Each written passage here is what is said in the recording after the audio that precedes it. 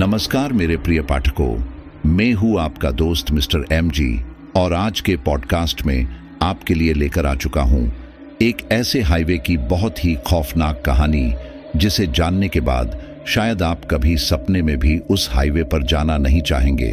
दोस्तों, यह घटना है 25 दिसंबर 2007 की। सर्दी अपनी चरम पर थी और हिमाचल प्रदेश के कांगड़ा जिले से सेब का ट्रक भरकर मुझे दिल्ली के लिए रवाना होना था। ठंडी हवाओं के झोंके इतने तीखे थे कि सांस लेते ही ऐसा लगता था जैसे फेफड़ों में बर्फ जम जाएगी। मैं और मेरा हेल्पर शिवम, जो पिछले 1 साल से मेरे साथ था, दिन भर ट्रक लोड करवाने में लगे रहे। शाम होते होते जब हम सफर के लिए तैयार हुए, आसमान में काले बादल घिर चुके थे। हल्की हल्की फुहारें और बर्फीली हवाएं माहौल को और भी डरावना बना रही थीं। शिवम आमतौर पर बहुत हंसमुख और मजाकिया रहता था, लेकिन उस दिन उसका व्यवहार अजीब था। वह बार बार घड़ी देख रहा था और टहल रहा था। क्या हुआ शिवम? मैंने पूछा। वह मुस्कुराने की कोशिश करते हुए बोला, उस्ताद, पता नहीं क्यों आज का मौसम अजीब सा लग रहा है। वैसे भी यहाँ के लोग कहते हैं कि इस हाईवे पर रात में अजीब घटनाएं होती हैं। मैंने उसकी बात को हंसते हुए टाल दिया। अरे तू भी ना फालतू की बातों पर ध्यान मत दे। चल किसी ढाबे पर खाना खाते हैं और फिर निकलते हैं। माल को समय पर पहुंचाना है। चल बैठ गाड़ी में। हम गाड़ी लेकर वहां से रवाना हुए। करीब 10 किलोमीटर आगे जाने के बाद हमने हाईवे के किनारे एक पुराने ढाबे पर गाड़ी रोकी। ढाबे का माहौल अजीब था।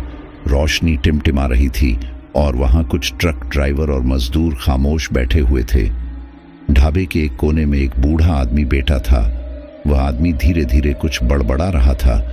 शिवम ने मेरी ओर देखते हुए कहा, उस्ताद, यह बाबा कह रहे हैं कि इस इलाके में रात को सफर करना खतरनाक है। मैंने उसकी बात को फिर नजरअंदाज कर दिया और खाने पर ध्यान देने लगा।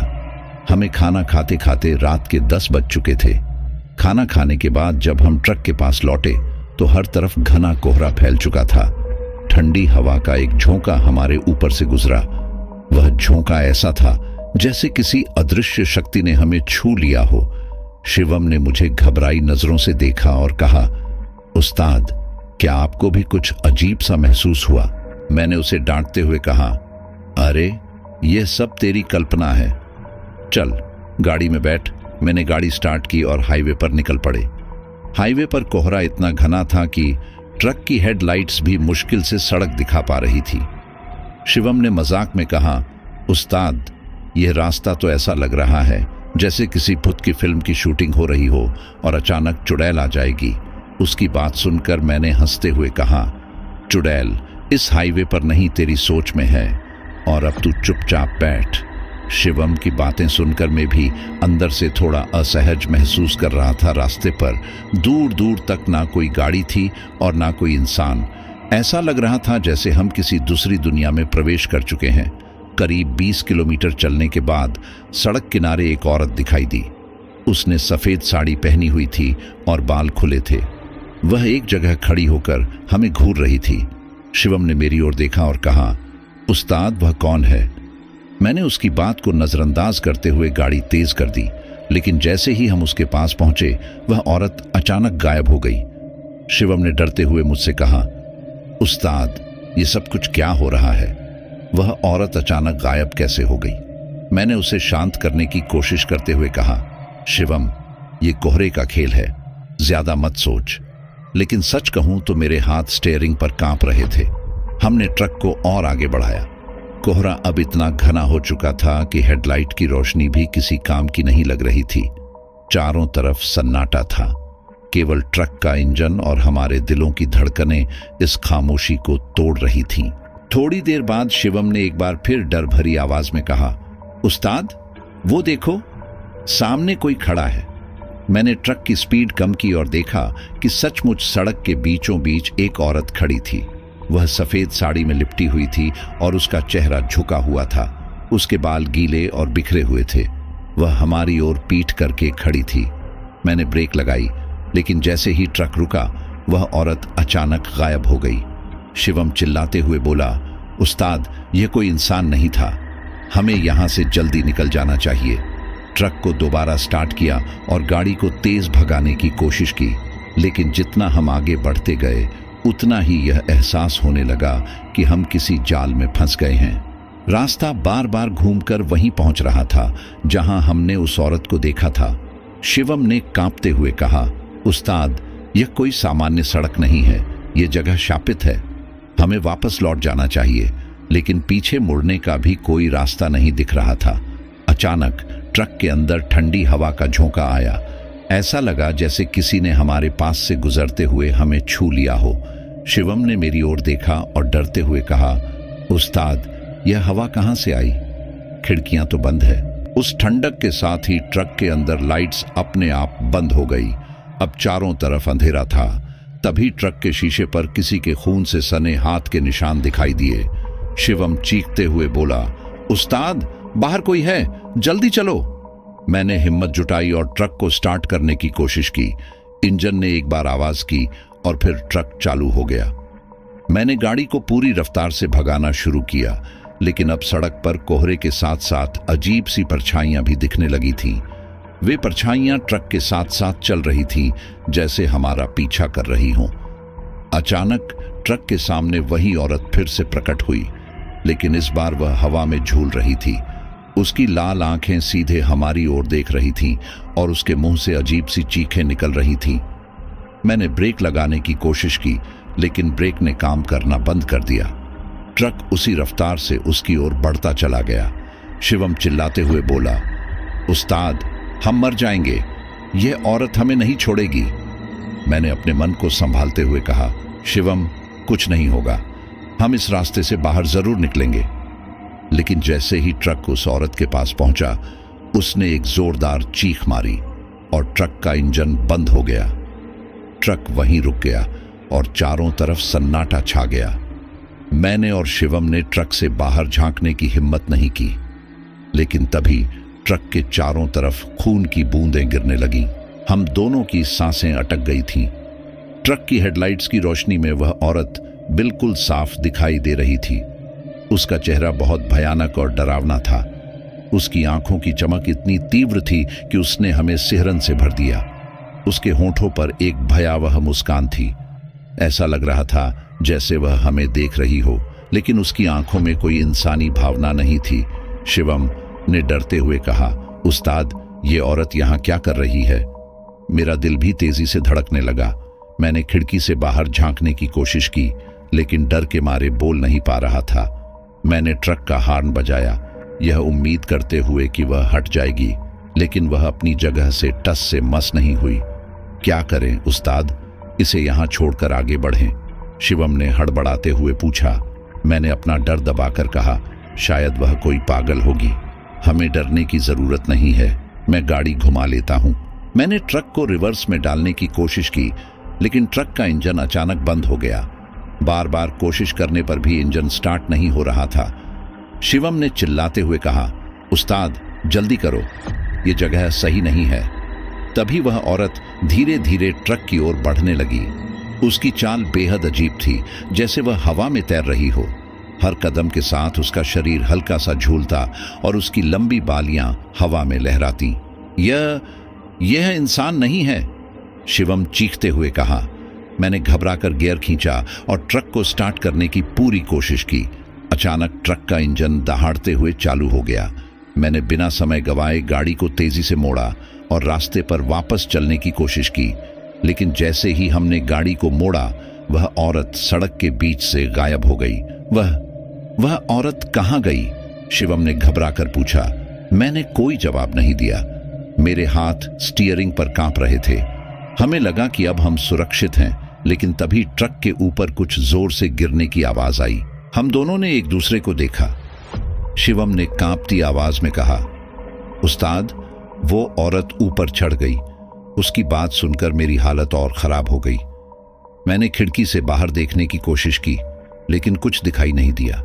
तभी ट्रक की छत पर जोर जोर से खरोंचने की आवाजें आने लगी, जैसे कोई पंजे से छत को चीरने की कोशिश कर रहा हो।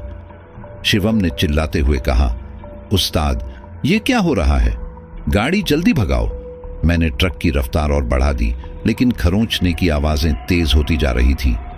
माहौल अब इतना डरावना हो चुका था कि लग रहा था जैसे हम किसी अभिशप्त जगह में फंस गए हैं। जैसे जैसे हम आगे बढ़ते गए, कोहरा और घना हो गया।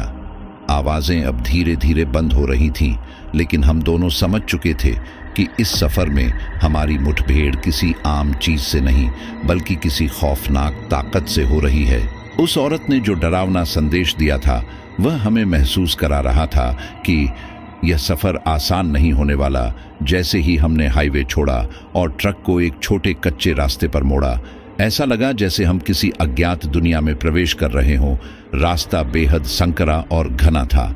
दोनों ओर ऊंचे ऊंचे पेड़ ऐसे खड़े थे मानो वे हमें इस घने जंगल के रहस्यों के बारे में चेतावनी दे रहे हों।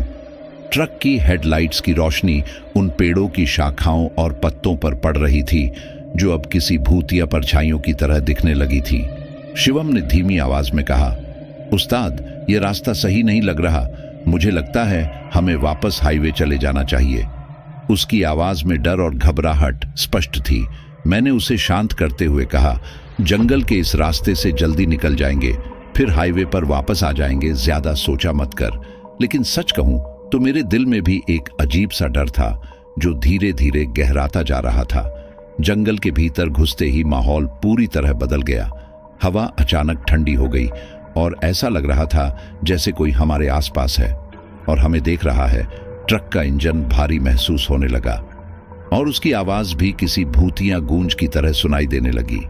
जंगल इतना घना था कि चांद की हल्की रोशनी भी पेड़ों की शाखाओं को पार नहीं कर पा रही थी। उस्ताद, देखो, शिवम ने अचानक चिल्लाकर कहा। मैंने हड़बड़ाकर देखा तो ट्रक की हेडलाइट्स के सामने कुछ काली आकृतियां तेजी से भागती हुई दिखी। वे इंसानों जैसी दिख रही थी, लेकिन उनकी चाल और शरीर का आकार बिल्कुल असामान्य था। शिवम ने कांपते हुए कहा, उस्ताद, ये क्या था? मैंने उसे शांत करते हुए कहा, शायद कोई जंगली जानवर होगा, तू दिमाग खराब मत कर। लेकिन मेरा खुद का दिल तेजी से धड़क रहा था। हर गुजरते पल के साथ यह जंगल और ज्यादा डरावना होता जा रहा था।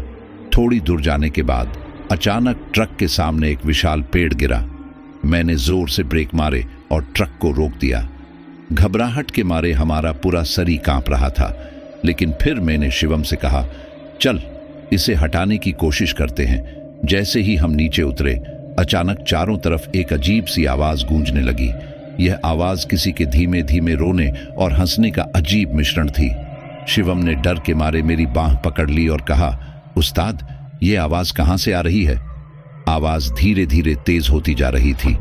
ऐसा लग रहा था जैसे वह हमारे चारों तरफ से आ रही हो। हम दोनों ने पेड़ को हटाने की कोशिश की, लेकिन वह इतना भारी था कि हम दोनों उसे हिला भी नहीं पा रहे थे। अचानक मुझे लगा कि कोई हमारी पीठ के पीछे खड़ा है। मैंने डरते डरते मुड़कर देखा, लेकिन वहां कोई नहीं था। शिवम ने कांपते हुए कहा, उस्ताद, मुझे लग रहा है यह जगह हमारे लिए ठीक नहीं है। ये जंगल कुछ अजीब है, चलो यहां से। जैसे ही हम ट्रक में बैठे और आगे बढ़ने लगे, सड़क के किनारे एक आकृति खड़ी दिखाई दी। यह वही औरत थी जिसे हमने पहले देखा था, लेकिन इस बार उसका चेहरा और भी डरावना लग रहा था।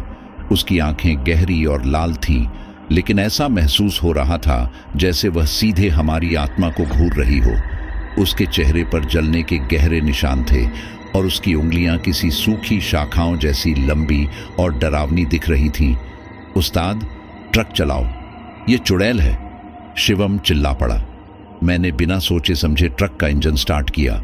मैं ट्रक को तेजी से चलाने लगा, लेकिन सड़क पर बड़ा पेड़ गिरा हुआ था। उसे बचाने के लिए मैंने ट्रक को मोड़ा। तभी ऐसा महसूस हुआ जैसे ट्रक के पहिए किसी चीज में फंस गए हों। मैंने ट्रक रोका और नीचे उतरकर देखा। ट्रक के चारों ओर गहरा खून जैसा लाल रंग का पानी बह रहा था। यह देखकर मेरी आंखें फटी की फटी रह गईं। जंगल में इतनी घनी रात में इस तरह का पानी कहां से आया, यह सोचकर मैं घबरा गया।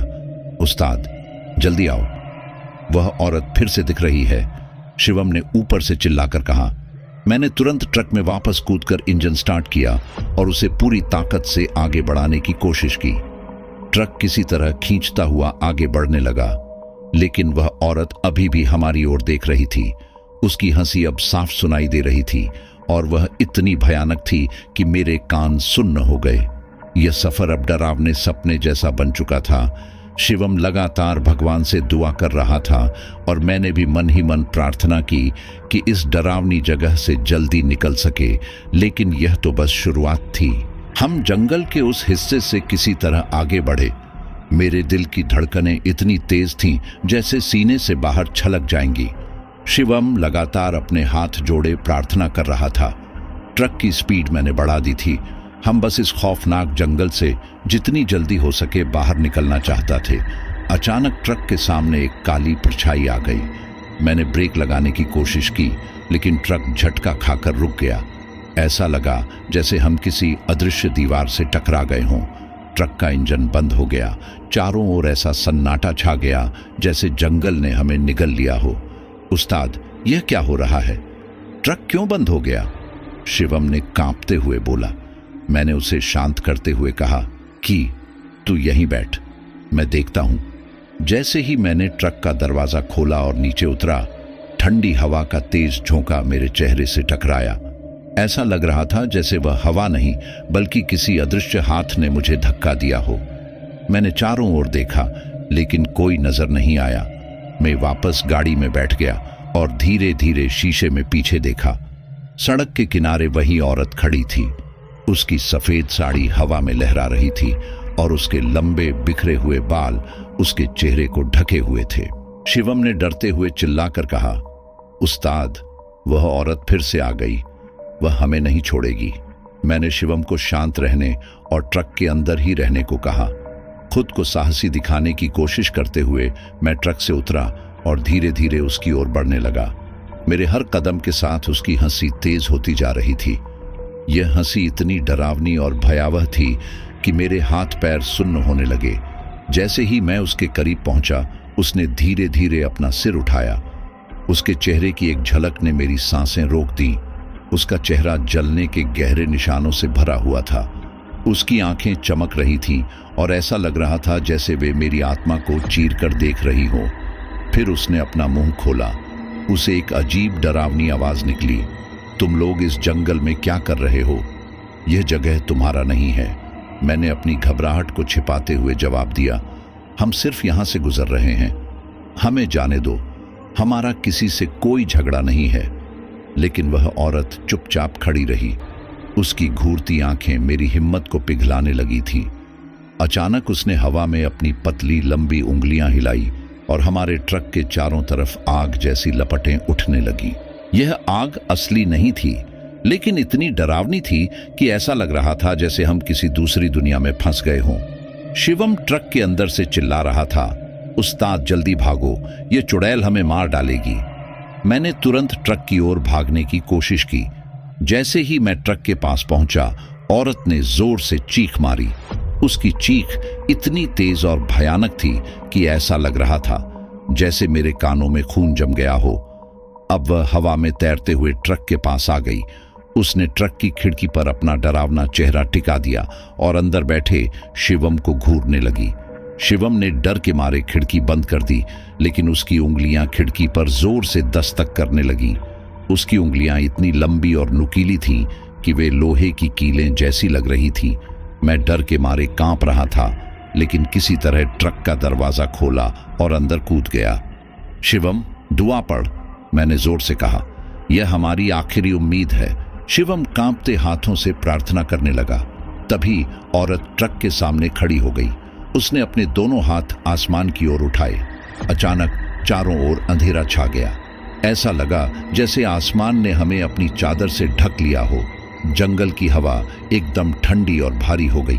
पेड़ों की टहनियां जोर जोर से हिलने लगी, मानो कोई तूफान आने वाला हो। उसने जोर से चिल्लाकर कहा, तुम यहां से बचकर नहीं जा सकते, यह जंगल तुम्हारा कब्रिस्तान बनेगा। मेरे हाथ इंजन स्टार्ट करने की कोशिश में कांप रहे थे। ट्रक अभी भी स्टार्ट नहीं हो रहा था। शिवम की दुआएं और तेज हो गई। औरत की चीखें हमारी हिम्मत को पिघला रही थीं। फिर एक चमत्कार हुआ। ट्रक का इंजन अचानक स्टार्ट हो गया। मैंने बिना देर किए गियर डाला और ट्रक को पूरी ताकत से आगे बढ़ाया। औरत हमारे पीछे हवा में उड़ते हुए आ रही थी। उसकी डरावनी हंसी अब भी गूंज रही थी। मैंने ट्रक की रफ्तार और बढ़ा दी। शिवम रोने लगा। उस्ताद, वह हमारे पीछे है, हमें नहीं छोड़ेगी। दोस्तों, क्या शिवम और उस्ताद इस जंगल से बाहर निकल पाएंगे? क्या वो चुड़ैल इन्हें जिंदा छोड़ेगी? क्या होगा आगे इनके साथ? यह जानने के लिए हमारे साथ जुड़े रहिए। और अगर आप इस कहानी का दूसरा भाग मिस नहीं करना चाहते हैं तो अभी हमारे चैनल मिस्टर MG को सब्सक्राइब करें। और हाँ, कमेंट में पार्ट 2 जरूर लिखें।